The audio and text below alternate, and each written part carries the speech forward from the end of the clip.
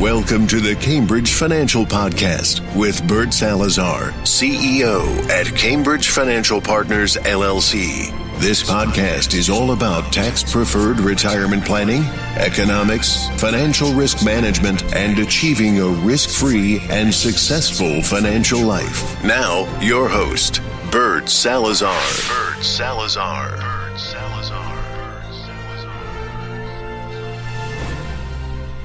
Hey, good day, everyone. Welcome to another Cambridge podcast. This is actually episode number 73. So once again, I want to thank all of you and all our subscribers for, being there with us all of this time. Obviously, we've done 73. This will be the 73rd episode. So we've been at this almost 2 years, and we're excited to bring you not only information, financial information, but most important, financial education.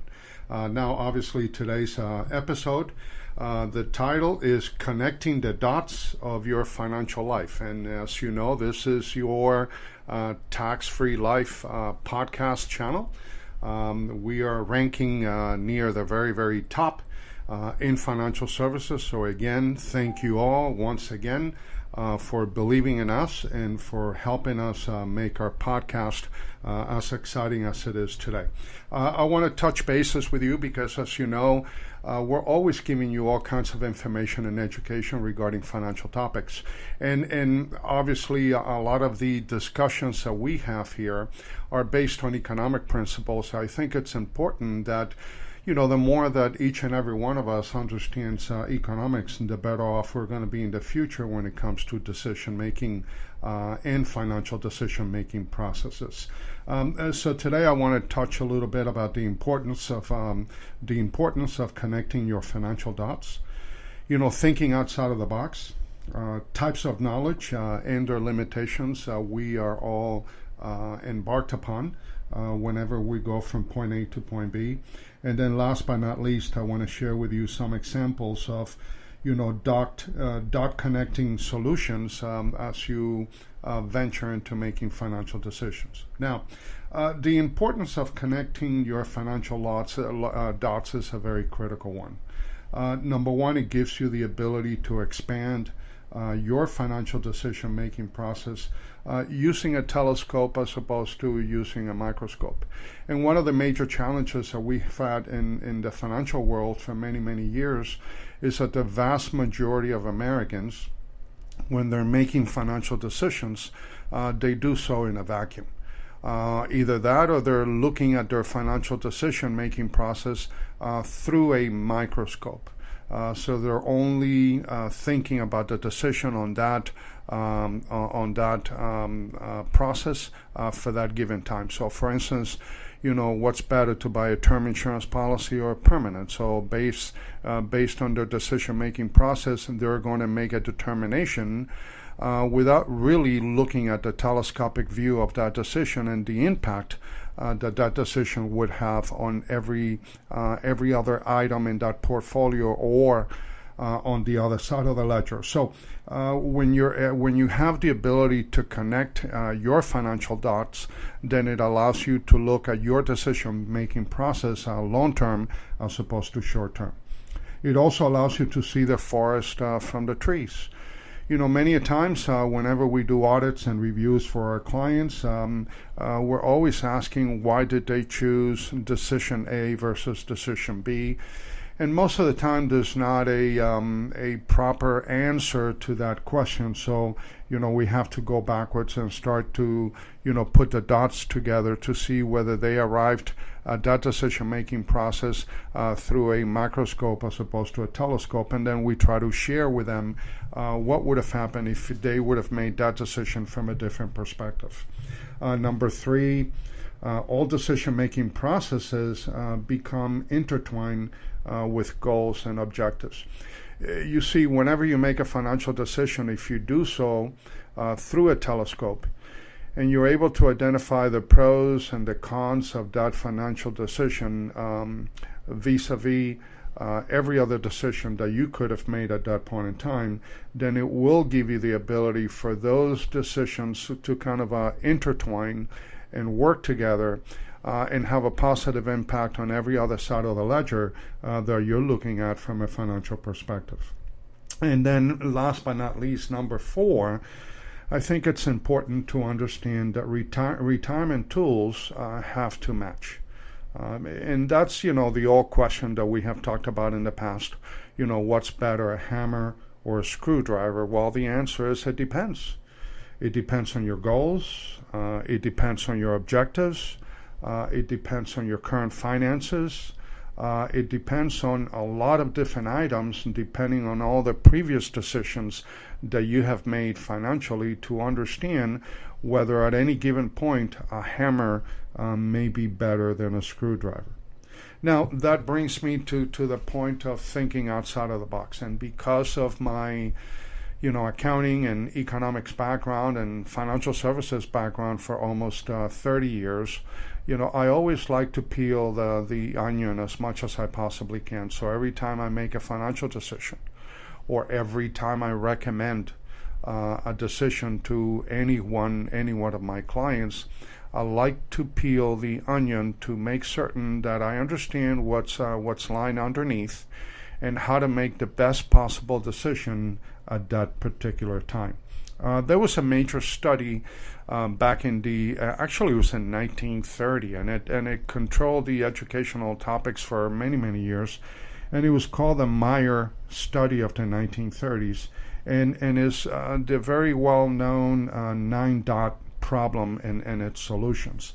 And that's one that I have looked at over the years, and maybe every couple of years I read the study because it's a very good one. It's a short one. It's a 5-page study, and basically is thinking about outside the box and how to go to an exercise that will allow you to find the answer to the problem. But the only way you're going to be able to do so would be if you look at the problem through a telescope as opposed to a microscope.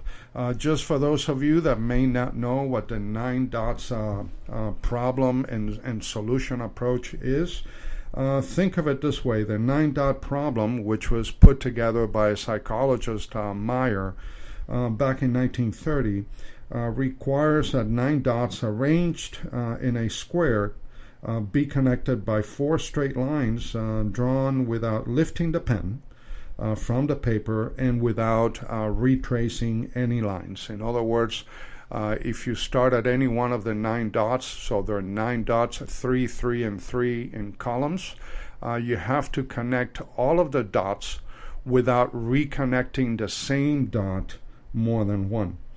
Now, from a task standpoint, this task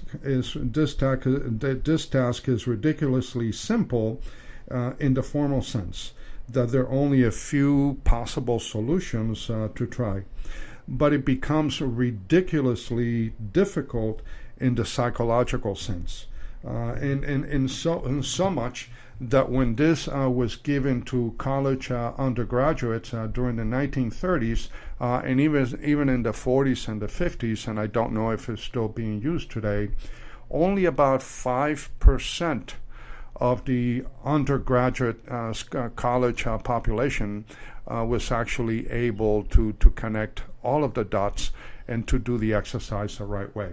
And the reason why that 5% was able to do it is the fact that the vast majority of our students, and I would argue Americans for that fact, do not have the ability to think outside of the box. And unless you have the ability to think outside of the box, you're never going to be able to connect all those dots the way they're supposed to. And the same thing applies to your finances and your financial decision making, and that's why the name of our podcast today is Connecting the Dots of Your Financial Life. Now, again, it's very similar to the frog in the pot of water. Obviously, if you put a frog in a pot of water and then little by little you start to raise the heat and the temperature in that pot, the frog will become so comfortable inside of that water that eventually the frog will boil to death without knowing that the heat was being raised every minute for the remainder of that frog's life. Now, on the other hand, if you raise a pot of water and you get it to boil, and then all of a sudden you drop a frog into that boiling water, the frog will immediately jump out. So what happens is that for many Americans, it's very difficult for them to make financial decisions. So, as you start to make financial decisions, most everyone, looks at the world and they look at the simplicity of making those decisions without actually thinking outside of the box. So they follow the herd, they follow everyone, they read articles on the news media, and they fail to do their own research in order to make the right decision at the right time. Now, just because you go on the internet and you Google stuff doesn't mean that you're doing research. All you're doing when you go on the internet is you're looking for ideas, you're looking for opinions, and you're looking for information. But once you gather the opinion and the information, you need to do your due diligence. You need to start thinking outside of the box and identify whether that opinion would be suitable for your specific situation. So the importance of connecting your dots, especially your financial dots, as you prepare for retirement is very critical. And the only way you're going to be able to do so would be taking a thinking outside of the box mentality to do so. Now, they're basic, and one of the challenges that we have whenever we do any type of auditing for our clients is that we have to get our clients to think outside of the box, because in reality there are three types of knowledge and their limitations. And most human beings are based under the same three types of knowledge that I'll share with you in the next few seconds. Number one, types of knowledge are the things you know that you know. So as a human being, you know what you know. You also know what you don't know. What may be a little bit more challenging is the things that you don't know that you don't know. And that's when you need to have an open mind and taking a critical thinking approach to your understanding of information and decision-making process. So most of the time, people either know what they know or they don't know what they don't know, but they very seldom have the ability to dig deeper as they're making financial decisions and get to a point where now they're starting to understand the things that they don't know, and the importance of getting financial advice when it comes to making a decision that is going to have either a positive or a negative impact for the rest of their lives and that of their families for many, many years to come. Now, what are some of the examples of dot connecting solutions? For instance, the decision-making process of whether to purchase term life insurance versus permanent life insurance. Now, if you look at it from a cost, from a premium perspective, you may say, well, I'm 45 years old, I'm going to buy a 30-year level term insurance policy. So obviously, if I buy term, the premium is going to be cheaper or lower, you may think, than if I buy a permanent life insurance policy. Now, from a premium perspective, you may be correct, but from a cost perspective, you would be totally wrong. Why? Because although the premium of term insurance is lower, the cost is much, much greater in the overall, not only now, but also in the future. What do I mean by that? Well, if you purchase a 30-year policy and you're 45 years of age, you're pretty much making a bet to the insurance company. You're betting them that you're going to die in the next 30 years, and the insurance company is betting you that you won't. 97.5% of the time, the insurance company is going to win. So you're actually better off going to Vegas and play blackjack than trying to beat the insurance company at their own game. Now, so what happens if they win the game, which most of the time they do? Well, number one, if you reach the age of 75 because you bought a a 30-year policy at the age of 45 and you're still alive, well, number one, that policy is going to die before you do. Number two, if you need life insurance at that point in time, now you're 35 years older. You may not be as healthy as you were when you were 45, so the cost of acquiring a new policy is going to be much, much, much more expensive than it was when you were 45 years of age. But even if you decide not to replace that insurance policy that just died, just think of what you've done for 30 years. You paid a premium into a policy that you wished you would have never had to cash, because if you were healthy, you wanted to live past the age of 75, because you would still be fairly young. So you were paying a premium. You lost over a 30-year period the cost of that annual premium. And on top of that, you lost the opportunity cost on that premium. Now, had you known that you were not going to die by age 75, you could have taken that premium, you could have invested that premium somewhere else and get an X percentage rate of return on your investment. So the fact that the policy died before you did, then obviously not only did you lose that premium, but you lost the usage or the opportunity cost of that premium and what you could have done. That could amount to hundreds of thousands of dollars over a 30-year period. Now it gets even worse, because at some point in time after the age of 75, if you didn't die before age 75, you will definitely die after age 75. So now, because of the fact that you did not renew that contract or purchase another similar contract, not only did you lose the premium and the opportunity cost on that premium, but now you and your family will eventually lose a death benefit, which you will no longer collect, and the opportunity cost on that death benefit as well. So it is very, very important that whenever you make a financial decision, that you understand the impact of doing so. Now, we don't have the time to get into, what are the things that you can do with a permanent contract as opposed to a term insurance contract. But the things that you can do are numerous and endless. There's so many more things and so many more opportunities that you have with a permanent life insurance contract than you would ever do with a term life insurance contract, because of the fact that contracts are put together in a different form for different purposes. Now, the next example of, dot connecting solutions would be one that I see often. And that's how to finance, purchased goods and services. And, one of the arguments that I get from my clients often is that, Bert, I've been paying cash for everything that I've purchased over the last 10 years, so I no longer do any type of financing. Now, when you look at it through a microscope, you may think, well, that's a good thing, because at least that individual is staying out of debt, is not increasing their debt to revenue ratio and so forth, and he or she may be doing much better in retirement than doing it the other way around by acquiring more and more debt. What I can tell you, if you look at that financial decision through a telescope as opposed to a microscope, and you look at those financial decisions through an economic view, you will realize that everything in this country is financed.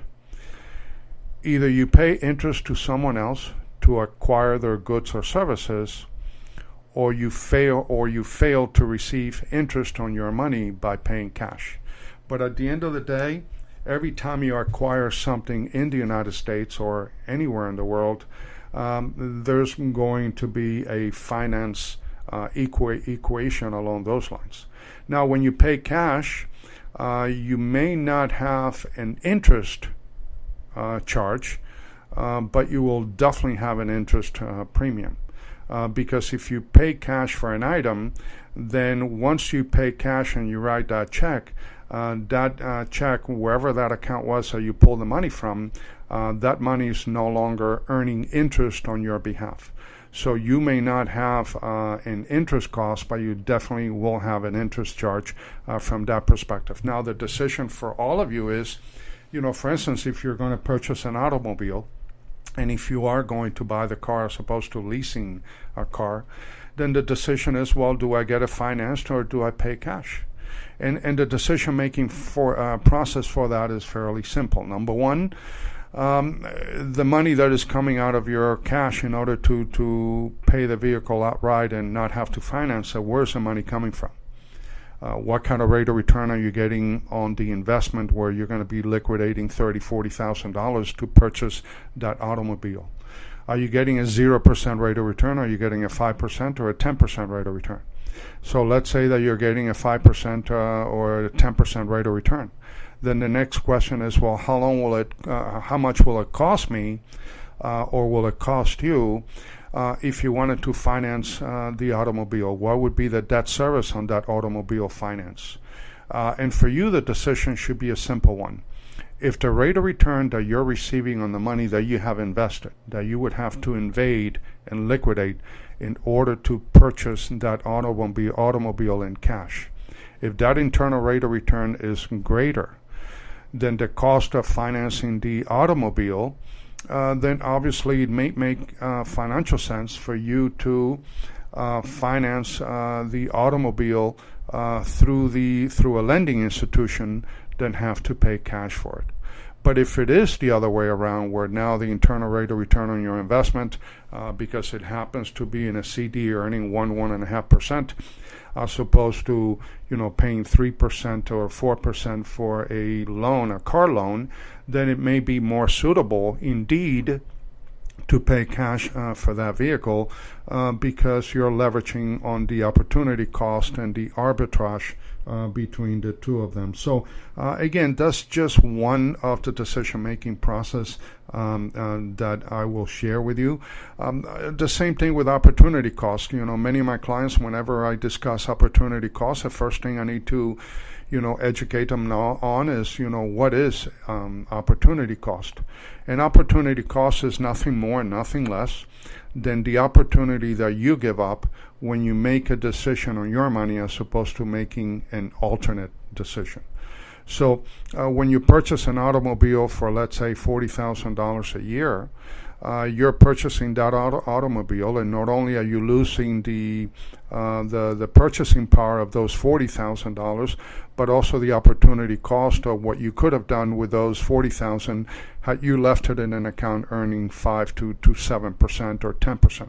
Now, we all know that unless you happen to live in a big city where transportation systems are adequate, everyone needs an automobile. The question is, how do you offset that opportunity cost? Well, maybe if you buy an automobile every 5 years, you should buy an automobile every 10 years. So that way you can diminish and reduce that ultimate opportunity cost, because at the end of the day, there's only one personal economy in your life, and it's either an asset or a liability. And then obviously you have your own personal shareholders' equity that you need to address from an economic perspective. So, and the same thing applies on the opportunity cost of taxes, fees, and so forth. So, for instance, if you're making investments in an account that have high fees, every time that broker-dealer is going to take those fees away from you every year. And by the way, they take those fees whether you make money on your investment, whether you lose money on your investment, or whether you break even on your investments. And if you do that, they're going to take that fee. That could be 1%, 2%, 3%, depending on the type of account. Not only did you lose the fee for the year, but you also lost the opportunity cost on that fee, because the minute the broker-dealer takes that fee away from you, then that means that money is gone forever and is not being maximized inside of your account value. So the same thing with taxes. If you put money away in the tax deferred bucket on a pre-tax account like an IRA or 401k, obviously you're compounding your income and your investments, but you're also compounding the tax liability. So in a perfect world, you would want to have compound interest and simple tax.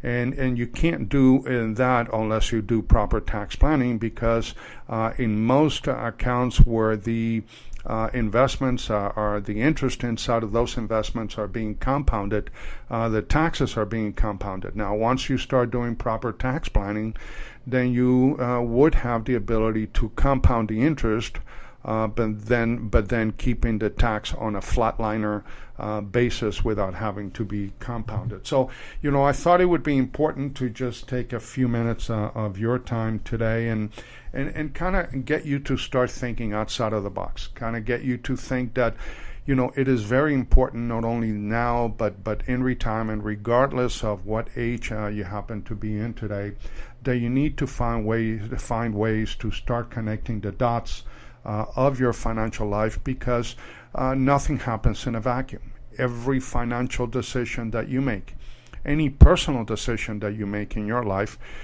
is going to have an alternative decision-making process, not only for you, but also for your family in the future. So always remember that if you have any questions regarding any of the items that we discuss during these podcasts, or you want to reach out and pick my brain about something, feel free to do so. You can reach me at area code 786-766-1042, and you can also send me an email at Bert, B-E-R-T, at GablesTaxGroup.com. And always remember that my goal in life is to help you and your families change the way that you see things, because when you change the way that you see things, the things that you see change. So again, thanks very much for giving me a few minutes this week, and I'll talk to you again next week. Take care. Bye-bye.